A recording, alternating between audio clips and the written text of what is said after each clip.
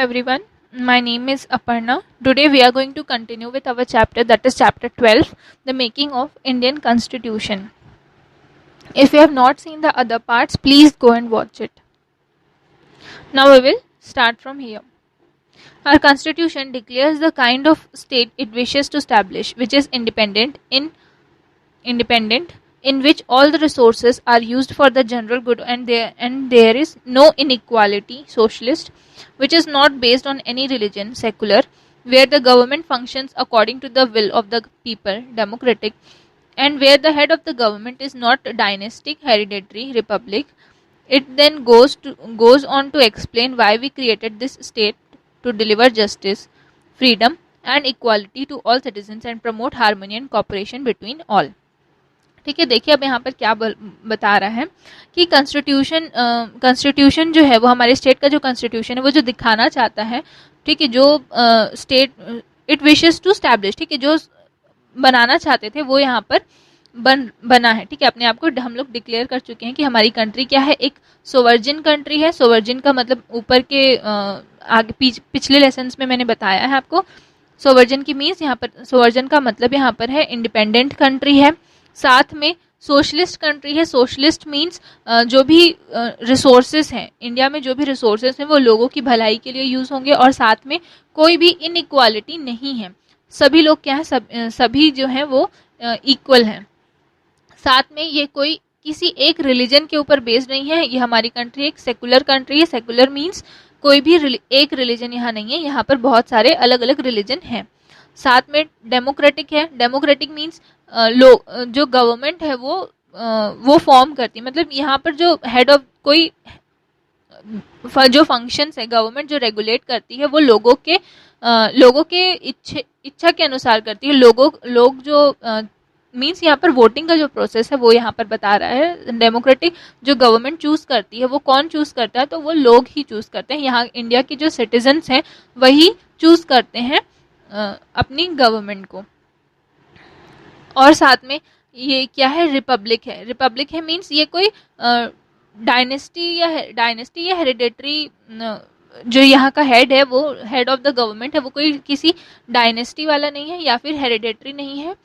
ये Republic country है। इसका इनके जो हेड ऑफ द गवर्नमेंट है वो भी ऐसे हैं जिनको पब्लिक ही चूज करती है। And then it goes to explain why we created. ठीक है, और साथ में क्या है, हम लोग हमारी जो कंट्री है वो क्या है, क्या हमारी कंट्री का जो कॉन्स्टिट्यूशन है वो क्यों बनाया गया है, तो जस्टिस, फ्रीडम और इक्वालिटी, सभी सिटीजन्स को इंसाफ देने के लिए, फ्रीडम देने के लिए और साथ में इक्वालिटी के लिए। ठीक है, देखिए next, social, economic and political justice. Justice means everyone gets the rights they are entitled to, and any individual or government who violates these rights will be punished by the law. If anyone is denied their rights on the ground of their poverty, political views, caste, religion or gender, it is the responsibility of the republic to deliver these rights and to create the condition to prevent any violation of rights.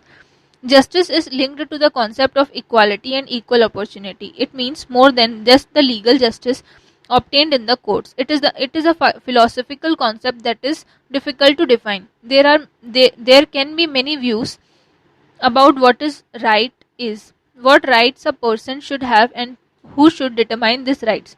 New thinking of the concept of rights continues to emerge with the changing times. That is why a republic is expected to re-examine the concept of justice from time to time when formulating its policies. ठीक है, social, political and economic justice. ठीक है, justice means क्या है, यहाँ पर सभी को क्या है, इंसाफ मिलना है। उनके जो राइट्स हैं जिनके लिए वो बनाए गए हैं, एक प्रॉपर किसी इंडिविजुअल के लिए या फिर गवर्नमेंट के लिए, अगर गवर्नमेंट जो है वो उन राइट्स को अगर क्या करती है, वॉयलेट्स करती है, तो उनको पनिश किया जाएगा। ठीक है, जो भी गवर्नमेंट है उनको क्या किया जाएगा, पनिश किया जाएगा। लॉ के अनुसार उनको पनिश किया जाएगा। अगर वो कोई ऐसा रूल बनाती है जिससे किसी के भी इंडिविजुअल राइट्स जो उनको प्रोवाइड हुए हैं कॉन्स्टिट्यूशन द्वारा, अगर वो वॉयलेट करती है, तो गवर्नमेंट, जो भी संस्था या जो भी गवर्नमेंट रहेगी, वो उसके लिए क्या है, उनको पनिश किया जाएगा लॉ के अनुसार। अब देखिए जस्टिस का जो कॉन्सेप्ट है वो यहाँ पर क्या है, इक्वालिटी के लिए है। जस्टिस जो है वो इक्वालिटी और इक्वल अपॉर्चुनिटी देने के लिए ये जस्टिस वाला जो कॉन्सेप्ट है वो बनाया गया है। इसका मतलब ये है कि कोई भी लीगल मतलब more than just the legal, ठीक है, लीगली उनको जस्टिस ऑब्टेन नहीं होगा। जो कोर्ट्स में जो जस्टिस प्रोवाइड होता है वही वो है यहाँ पर। इसमें इसका जो फिलोसफिकल कॉन्सेप्ट है वो क्या है, डिफाइन करना। मीन्स यहाँ पर देखिए, अगर कोई भी किसी भी लॉ को, ठीक है, किसी भी पर्सन की जो इंडिविजुअल जो राइट्स उनको दिए गए हैं, जिनको क्या बोला जाता है, फंडामेंटल राइट्स बोला जाता है। अगर कोई भी गवर्नमेंट संस्था, ठीक है, गवर्नमेंट संस्था हो गया या गवर्नमेंट उस राइट्स को वॉयलेट करती है, तो यहाँ पर उनके खिलाफ क्या कर दिया जाएगा, उनके खिलाफ कोर्ट में अपील होगी। कोर्ट में अपील होगी, उनको क्या किया जाएगा फिर, अगर ये पाया जाता है कि उन्होंने किसी इंडिविजुअल के राइट्स को वॉयलेट किया है, तो उनको लॉ के अनुसार उनको पनिश किया जाएगा। और यहाँ पर यह भी बोला गया है कि जो लॉज हैं, ठीक है, जो फंडामेंटल राइट्स थे, जो उनको राइट्स प्रॉपर दिए गए थे, जो कॉन्स्टिट्यूशन बनने के टाइम पे जो उनको राइट्स लगे वो वहाँ पर दिए गए। उनको समय के अनुसार क्या है, राइट्स को चेंज भी किया जाता है, जिसके लिए यहाँ पर फिर से री एग्जामिन वर्ड यहाँ पर यूज़ हुआ है। हर कुछ टाइम के बाद वो जो लॉस है उनको फिर से री एग्जामिन किया जाता है और वक्त के हिसाब से उसमें चेंजेस जो हैं वो लाए जाते हैं और नई पॉलिसीज जो हैं वो बनाई जाती हैं। Freedom of thought, expression, belief, religion and worship, ठीक है। अब देखिए यहाँ पर freedom means making your own decisions and living your life on your own terms without being bound by what others say or do. All Indian citizens enjoy the freedom to think, formulate their own views, living according to their own thinking and propagate their thoughts. They have the right to accept or reject any belief, religion or method of worship. There is no prohibition on how and in which form they express their views or how they act on their thoughts. The only condition is that they do not violate the rights of other citizens or compel them in any way. Like justice, freedom is also a philosophical concept that cannot be fully defined in legal terms. Freedom also means that all individuals are capable and competent to make their own decisions without being unduly influenced and pressurized by their family, society, elders, husband, wife, or government. Only when they think freely can people express and develop their individuality. But can such freedom be limited in any way? If yes, then in what way and how? There can be many views on this. Also, our understanding of the concept of freedom evolves time. ठीक है, अब यहाँ पर freedom of हमारी country में जो constitution हमको बनाया गया है उसमें हम लोगों को इन सारी चीज़ों की क्या मिली है, आज़ादी मिली। क्या क्या चीज़ की, फ्रीडम ऑफ थॉट, हमारी सोच के लिए हमको जो भी हमारा जो भी थॉट्स हैं उस चीज़ को एक्सप्रेस करने की, थॉट्स को सोचने की, थॉट्स को एक्सप्रेस करने की, उस चीज़ को मानने की, कोई भी रिलीजन के को मानने की या फिर कोई भी दूसरे धर्म को या उसको वर्शिप करने का क्या मिला है, हम लोग को आज़ादी यहाँ पर मिला है। फ्रीडम मतलब क्या है, यहाँ पर हमारा खुद के, हम अपने लिए क्या करते हैं, खुद डिसीजन जो है वो खुद लेते हैं। हमारी लाइफ हम अपने टर्म्स में जीते हैं और साथ में किसी के उसमें नहीं है, मीन्स बाउंड नहीं है, किसी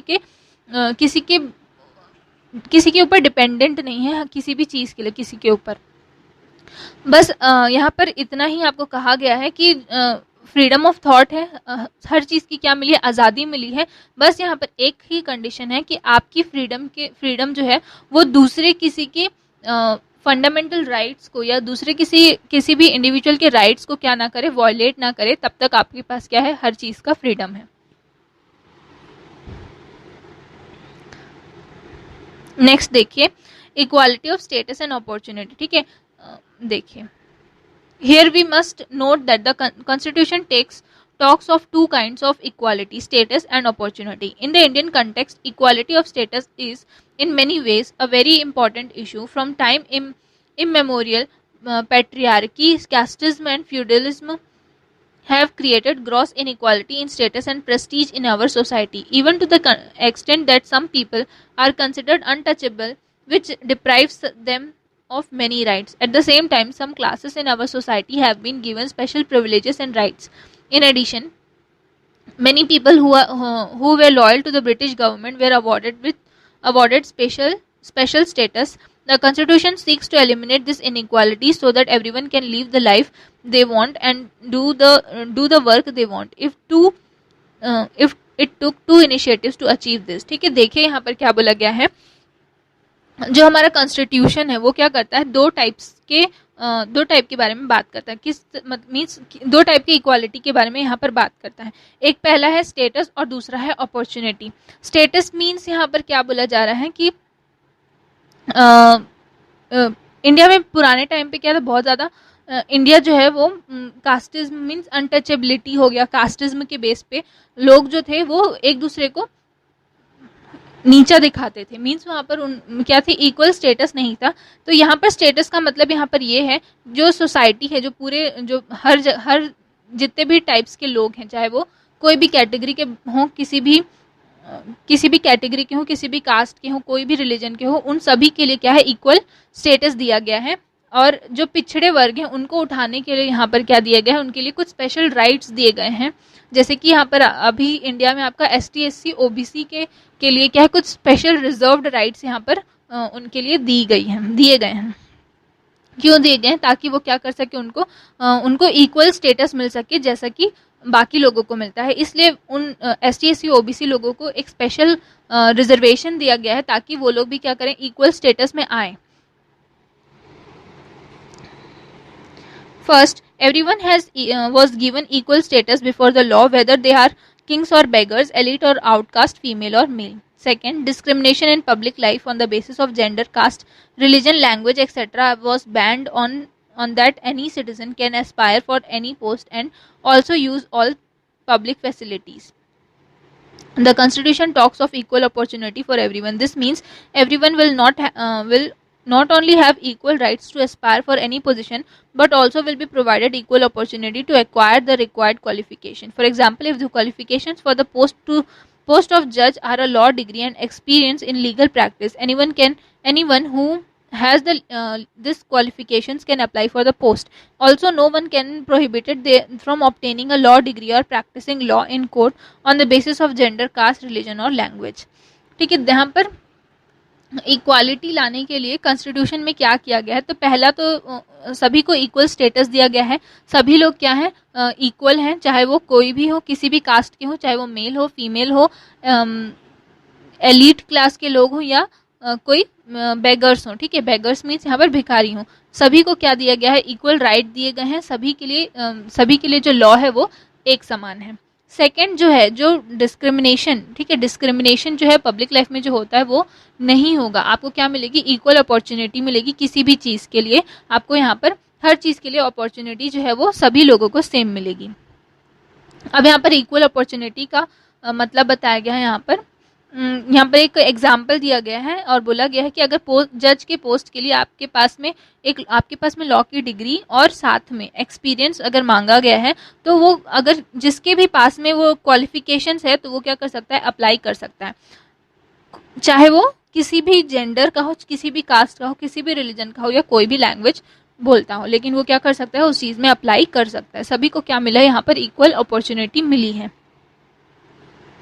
Like justice and freedom, equality too is a philosophical concept. Every human being, whether woman or man, rich or poor, physical handicapped or not, young or elderly, of any religion, caste or region, gets equal respect and status as an individual. What needs to be appreciated is that the Constitution does not talk about parity in everything, most noticeable economic equality. It talks only of equality and status and opportunity. ठीक है, यहाँ पर वही आपको बताया गया है. Freedom और जस्टिस की ही तरह इक्वालिटी भी क्या एक फिलोसॉफिकल कॉन्सेप्ट है. हर एक ह्यूमन बीइंग के पास में, चाहे वो मैन हो, वुमेन हो, रिच हो, पुअर हो, फिजिकली हैंडीकैप्टेड हो या ना हो, यंग हो या एल्डर हो, कोई भी रिलीजन के हो, कास्ट हो, कोई भी किसी भी कास्ट के हो या किसी भी रीजन में बिलोंग करते हो, सभी के लिए क्या है, इक्वल स्टेटस है. सभी को इक्वल रिस्पेक्ट मिलनी चाहिए और स्टेटस भी उनका इक्वली होना चाहिए. ठीक है, नेक्स्ट देखिए, dignity of the individual and the unity and integrity of the nation. The concept that were discussed earlier, for example, freedom and equality, relate to individuals. The Constitution now talks of unity, which is a collective concept. Unity means that free free and equal individuals do not confront each other but live together in harmony and mutual cooperation. We do not wish to create a society in which people make individualism their ideal and think only of their own concerns. We want them to have fraternal relationships and support each other to build a united nation. But at the same time, it will not be a nation where the individual and individualism has no place, or where only the nation is considered to be supreme. It will be a nation in which the dignity of the individual is respected and upheld. The preamble inscribes our constitutional values, which are the basis on which the government functions and which every citizen must live up and protect. ठीक है, ऊपर के जो terms अभी आप लोगों ने देखे वो क्या थे, वो सभी के इंडिविजुअल राइट्स को क्या कर रहे थे, प्रोटेक्ट कर रहे थे, इंडिविजुअल राइट्स के बारे में बता रहे थे. यहाँ पर आपको बताया जा रहा है कि यूनिटी और इंटीग्रिटी, ठीक है, नेशन के यूनिटी और इंटीग्रिटी के बारे में बताया जा रहा है.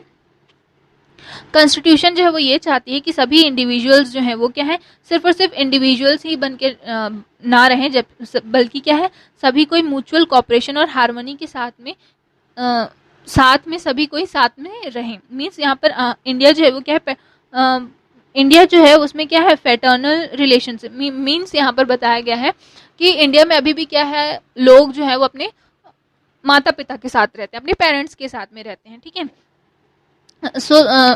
जबकि ये चीज़ क्या है, बाकी दूसरे कंट्रीज में ऐसा नहीं होता है. दूसरे कंट्रीज में अलग अलग उनके जो रेगुलेशंस है, उनके जो रूल्स हैं, उनके हिसाब से होता है. यहाँ पर यूनिटी और इंटीग्रिटी का यहाँ पर ये मतलब है कि सभी लोग, चाहे वो किसी भी रिलीजन के हों, किसी भी कास्ट के हों, सभी लोग एक साथ मिलकर यहाँ रहें. यही यहाँ पर आपका यूनिटी और इंटीग्रिटी के बारे में यहाँ पर आपको बताया. यही यूनिटी और इंटीग्रिटी के साथ में सभी लोग एक साथ रहें. लेकिन यहाँ पर यह भी है कि किसी इंडिविजुअल की पहचान भी ना जाए और सभी लोग साथ में भी रहें. ये यहाँ पर आपका इसमें बताया गया है. ठीक है, यहाँ पर आपका चैप्टर जो है वो ख़त्म होता है. इसके बाद हम नया चैप्टर स्टार्ट करेंगे. Thank you.